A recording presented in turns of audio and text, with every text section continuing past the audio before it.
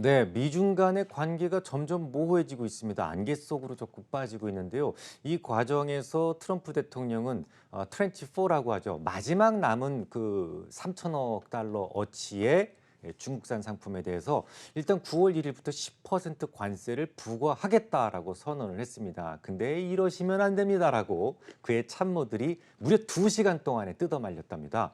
트럼프한테 이러면 안 된다. 이것까지는 가지고 건드리면 안 된다라고 2시간에 걸쳐서 뜯어 말렸다고 그래요. 근데 그럼에도 불구하고 트럼프의 고집을 누구도 꺾을 수 없었답니다. 뭐 어떻게 꺾겠습니까?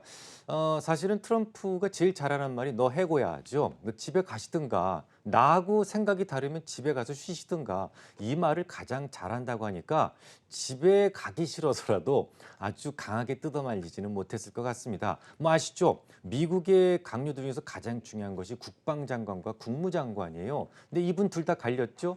콘 그리고 매티스 역시 마찬가지 트럼프가 하는 일을 뜯어말리다가 집에 간 케이스죠. 그래서 아마 좀 쉽게 뜯어말리지 못했을 것이다라고 생각을 합니다. 그런데 이게 굉장히 중요한 문제입니다.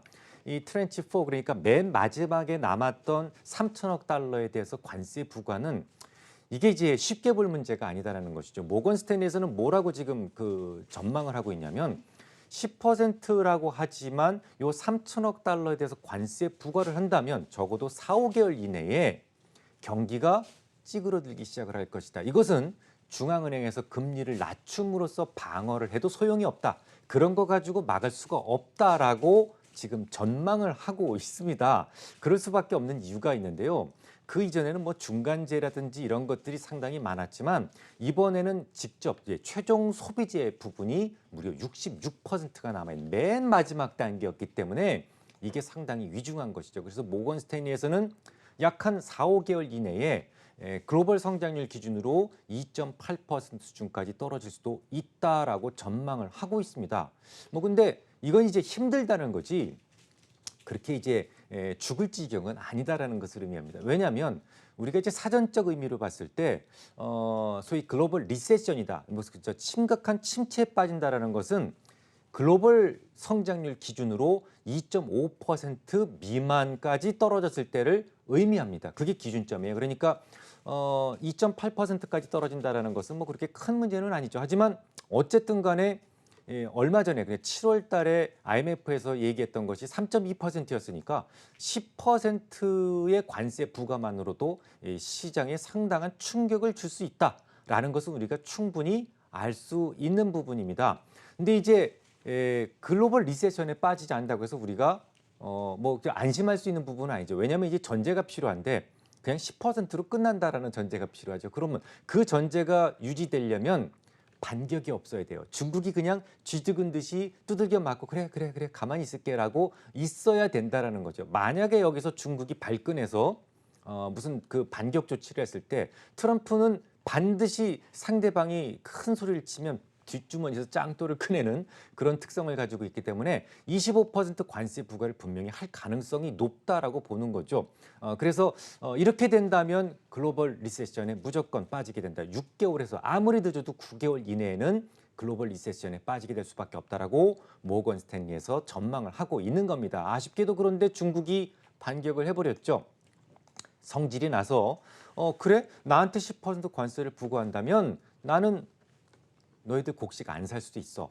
농산물 사지 않을 수도 있어. 그리고 히토류에 대해서 무기화시킬 수 있다는 것을 넌지시 밝힙니다. 어떤 식으로 얘기했냐면 비용을 전가할 수 있다라고 이야기를 합니다. 그 얘기를 딱 듣는 순간 트럼프가 가만히 있었게요? 아니면 또 반박을 했을까요?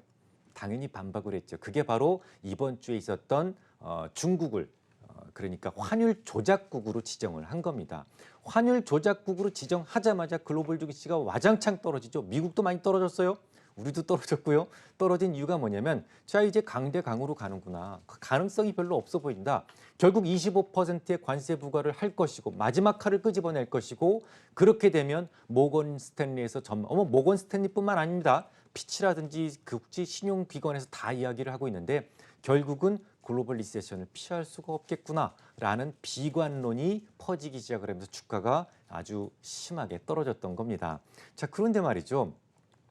이 트럼프 대통령이 중국을 이제 환율 조작국으로 지정한 것이 상당히 문제가 많습니다. 일단 법적인 부분이 상당히 모호해요. 지난 2015년도에 기존의 그 종합무역법에서 무역촉진법으로 바뀌었거든요. 근데 그 바뀐 무역촉진법에는 상당히 디테일하게 어떤 그 제한 사항이라든지 약속을 못 지켰을 때의 제한 사항이라든지 또 어떤 조건이 있었을 때 환율 조작국이 된다라는 것이 아주 그 뉴머릭 데이터로 정확하게 명시되어 있습니다. 쉽게 말씀을 드리면 미국과의 대미 무역 흑자가 200억 달러 이상 되어야 한다라는 부분이 첫 번째 조건이고요. 두 번째는 이 경상 흑자가 GDP 3%를 넘어야 된다라는 부분이고요. 마지막으로 뭐냐면 반복적이고 그리고 주도적으로 계속해서 환 시장에 조작을 해야 된다라는 부분이 들어가 있습니다. 뭐 예를 들어서 GDP의 2% 이상의 환 시장에 조작을 했다든지 아니면 최근 12개월 안에 8개월 이상 조작을 했다라고 한다면 이 조건에 들어가는 것이죠. 그래서 이 세 개 조건에 모두 부합돼야만 정확하게 환율 조작국이 되는 겁니다. 그런데 이제 우리나라를 포함해서 일본, 독일 이런 나라들이 지금 이 세 개 조항 중에서 두 개가 포함이 되어 있어요. 그래서 관찰국으로 지금 들어가 있는 거고요. 중국 같은 경우에는 작년 말 기준으로 해서 이 세 개 조항 중에서 단 하나만 포함이 되어 있습니다. 맨 앞에 부분이죠. 200억 달러 이상 대미 흑자를 기록하고 있는 나라로 올라가 있습니다. 다시 말씀을 드리면 2015년도에 개정된 무역촉진법에 의한다면 중국을 그러니까 그 환율 조작국으로 엮어 넣을 수 없다라는 겁니다. 물론 이제 법을 강화할 가능성은 있는데 법을 강화해서라도 뭐 미국의 의회가 그걸 동의할 수도 없는 거고요.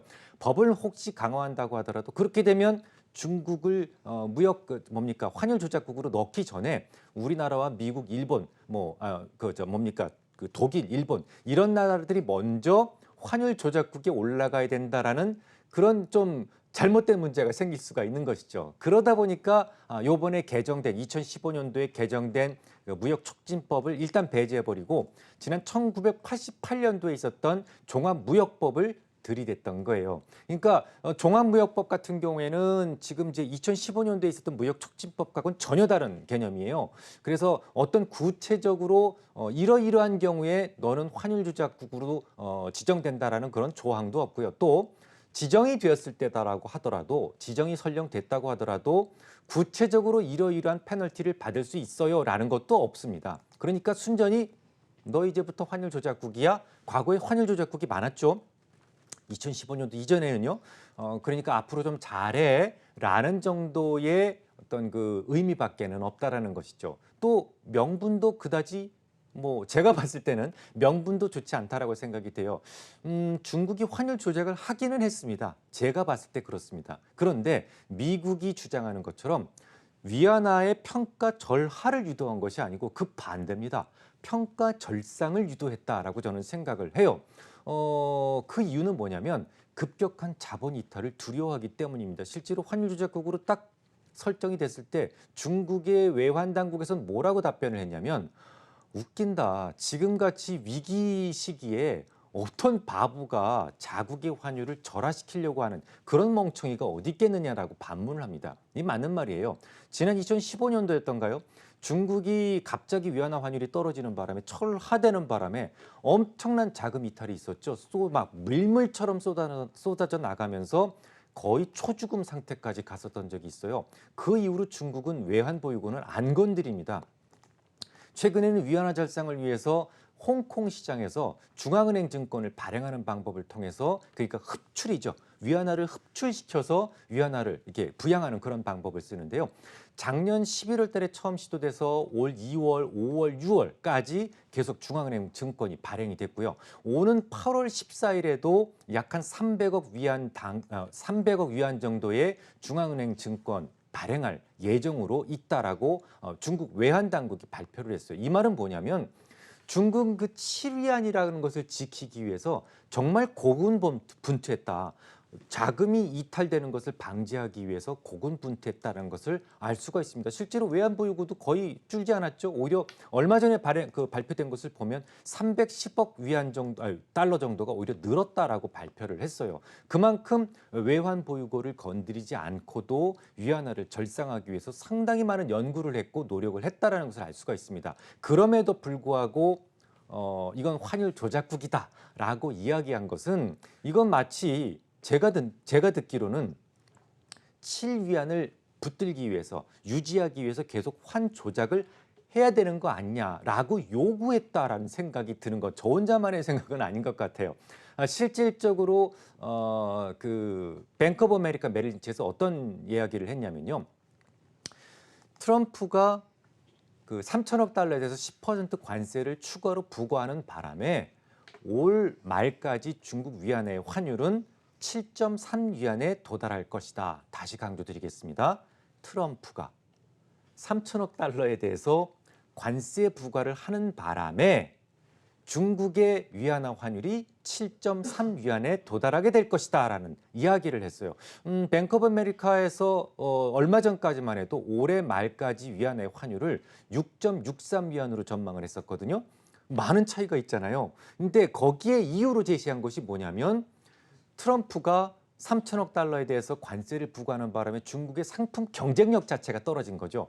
이게 환율이라는 것이 그냥 그게 그 돌덩이처럼 딱딱한 게 아니라 경제 상황에 따라서 이렇게 부유하는 건데 경쟁력이 떨어짐으로써 위안화의 가치 절하가 생길 수 있다는 것을 아예 공공연하게 입증을 한 것이나 다름이 없습니다. 여기에 대해 만약에 3천억 달러에다가 만약에 25%의 관세를 부과한다면 7.5위안 그 이상으로 오를 수도 있다라고 전망을 하고 있습니다. 그러니까 지금 최근에 위안화가 7위안을 넘어선 것은 그 원인을 제공한 것은 트럼프의 관세 부과였다라는 것에 대해서 의심의 여지가 없다라고 생각을 합니다. 자, 그럼 여기서 궁금한 게 생겨요.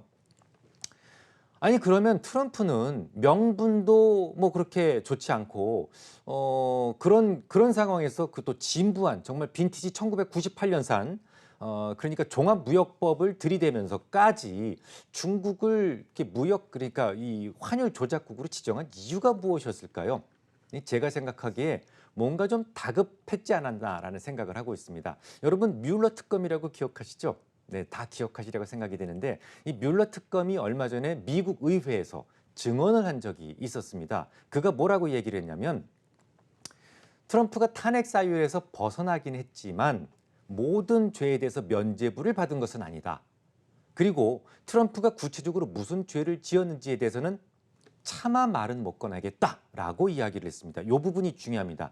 차마 이야기를 못 하겠다라고 이야기한 것은 우리나라 같으면 다 까발렸을 거예요. 근데 이제 이 나라는 그래도 내가 뽑은 대통령이니까 보호해줘야 된다는 생각을 한 겁니다. 그러니까 대통령으로서의 품위가 떨어질 수 있다. 이건 내 얼굴에 침 뱉는 거다라고 생각을 한 것이죠. 뮬러 특검은 어쨌든 치부를 다 들여다봤으니까요. 이 말이 사실이라면 그리고 또 이제 의원들이 이렇게 질문합니다. 좋다. 그렇다면 얘기 안 해도 좋은데 한 가지만 좀 말해달라. 트럼프가 대통령을 그만둔다면 당장 감옥에 가야 될 그럴 죄를 지은 거냐라고 질문을 했는데 거기에 대해서 뮬러 특검은 조금의 망설임도 없이 그리고 한치의 추호의 망설임도 없이 그렇다라고 대답을 합니다. 그러니까 뮬러 특검의 말이 맞다면 그의 증언이 사실이라면 지금 트럼프 대통령은 소위 면책특권에 의해서 대통령으로서의 면책특권에 의해서 큰 죄만 아니면 그냥 벗어나거든요. 그래서 지금 감옥에 안 가는 것뿐이고 대통령직을 그만두는 순간부터는 이 준엄한 법의 심판대에 오를 수도 있다라는 것을 의미하거든요. 물론 이 트럼프가 지은 죄가 이게 뭐 좀 잡스러운 죄이기 때문에 오랫동안 지속되는 것은 아니에요. 그래서 소위 공소시효라는 것이 존재합니다. 그래서 대통령을 한 번만 더 할 수 있다면 대부분 공소시효 안으로 들어오기 때문에 감옥에 안 가도 되는 거죠. 뭐 물론 우리나라 같은 경우에는 뭐 대통령을 그만두면 감옥에 가는 것은 기본적인 일상이 되어 있습니다만은 미국은 좀 드문 일이잖아요. 드문 일이다 보니까 내년 11월에 대선을 꼭 이겨야 되겠다. 그러기 위해선 지지율을 끌어올려야 되겠구나라는 생각을 할 수밖에 없는 것이고 중국과의 딜을 좀 빨리 끝내고 싶은 생각을 했을 겁니다. 실제로 지금 민주당 후보죠. 조 바이든 같은 경우에 트럼프하고 맞대결을 했을 때 한 10%포인트 정도 앞서고 있습니다. 아주 몸이 다를 수밖에 없는 거죠. 그래서 지금 떨어지고 있는 지지율을 끌어올리기 위해서 중국과의 딜을 좀 빨리 끝내고 싶다라는 생각을 했을 겁니다. 실제로 최근 들어서 이 작년, 그러니까 올 5월 이전에 있었던 무슨 지적재산권 문제라든지 무슨 뭐 그 기술의 강압적인 이전 문제라든지 이런 부분 쏙 빠져버렸어요.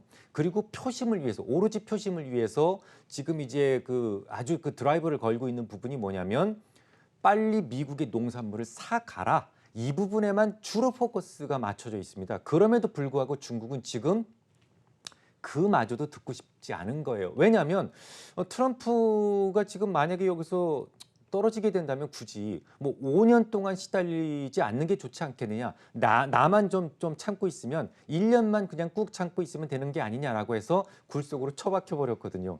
사실 트럼프 대통령이 여기서 재선에 성공한다고 하더라도 이게 그 트럼프의 실현의 날이 끝난 것은 아닙니다. 지금 얼마 전에 그 낸드 펠로시라는 사람이 뭐라고 얘기했냐면 민주당 하원 의장이죠. 이 사람이 뭐라고 얘기를 했냐면 난 트럼프의 탄핵에 반대한다 라고 이야기를 합니다. 민주당에서요. 왜 그랬냐면 탄핵은 절차라는 게 있어요. 뭐 여러 가지 절차가 있는데 그럼 시간이 너무 많이 끌어서 소위 그 공소시효를 다 넘길 수가 있다라는 것이죠. 그래서 내가 원하는 것은 트럼프의 탄핵이 아니라 그가 감옥에 가는 걸 보고 싶다라고 이야기를 했어요. 그러니까 이런 것들을 다 아는 중국이 과연 내가 저 사람하고 계약을 과연 해야 되느냐라는 부분에 회의를 좀 갖기 시작을 한 것 같습니다. 그래서 조금 이제 트럼프와의 어떤 계약이라든지 어떤 무슨 대화라든지 이런 부분들을 기피하려고 그러는 것 같아요. 근데 트럼프는 지금 급하죠. 굴 속에 처박혀 있는데요. 그래서 지금 그걸 끄집어내기 위해서 협상 테이블로 끄집어내기 위해서 나 3천억 달러에 대해서 10% 관세를 부과할 거야. 9월 1일부터. 그리고 이건 끝이 아니라 25%그 이상까지도 올릴 수 있어 라고 이야기해요. 그리고도 중국이 끔찍도 안 하니까 환율 조작국으로 지정을 합니다. 하지만 명분도 없고 매우 조악하기 이를 데 없습니다. 어쨌든 지금 중국은 굴 속에 처박히기로 작정을 한 것 같습니다. 그러다 보니까 이걸 끄집어내기 위해서 불을 계속 지피겠죠. 시장의 노이즈는 앞으로 좀 많을 가능성이 높습니다. 하지만 앞서 말씀을 드렸듯이 무역 확장, 그러니까 종합무역법은 그렇게 어떤 어떤 똑 부러지는 규정이라든지 이런 부분들이 거의 없어요. 그렇기 때문에 중국에 대한 그 환율 조작국으로 지정한 것에 대해서 요것만 가지고 봤을 때, 요 사안만 가지고 봤을 때는 그렇게 중요한 문제는 아니다라고 생각을 하고 있습니다.